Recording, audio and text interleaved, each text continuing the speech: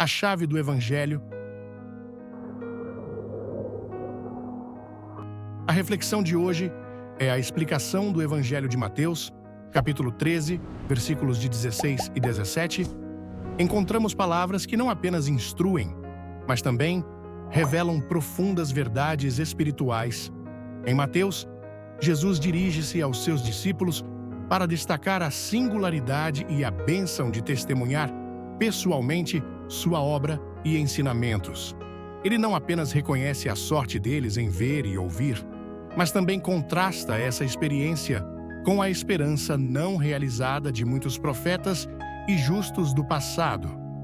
Essas palavras não apenas iluminam o privilégio dos discípulos, mas também nos convidam a refletir sobre o significado mais profundo da revelação de Cristo e nossa resposta a ela nos dias de hoje. Contexto histórico e cultural. A passagem de Mateus está inserida no contexto das parábolas de Jesus, onde ele frequentemente usava histórias e comparações para ensinar verdades espirituais profundas.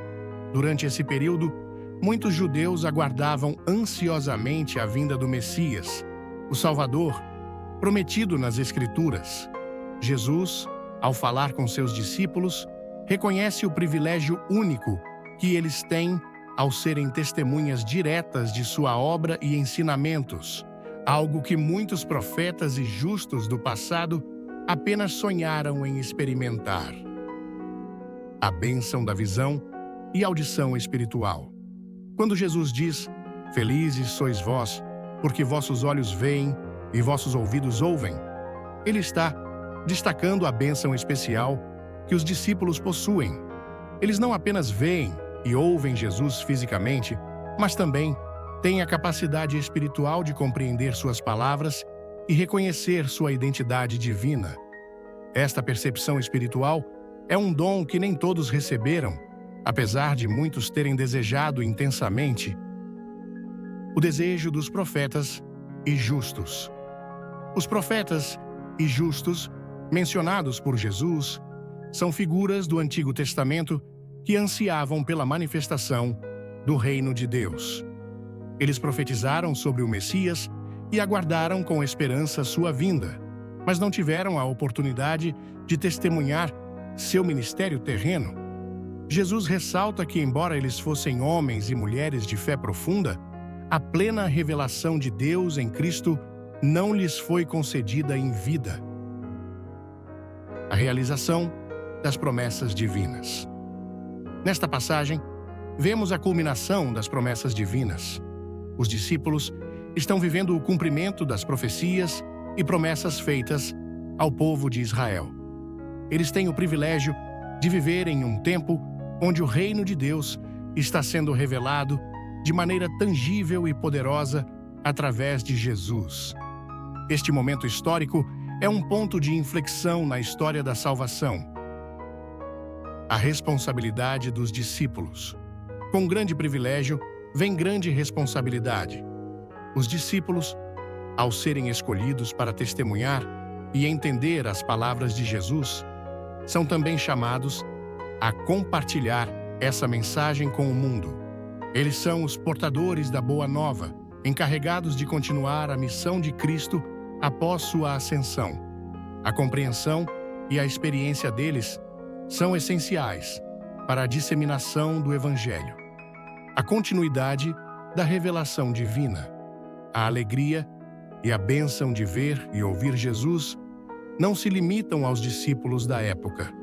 Através dos Evangelhos, a revelação de Cristo continua acessível a todas as gerações.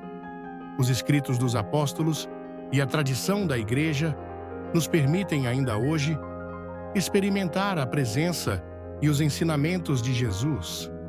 Esta passagem nos encoraja a valorizar e aprofundar nossa fé, reconhecendo a graça que recebemos ao ter acesso às Escrituras e à mensagem de Cristo.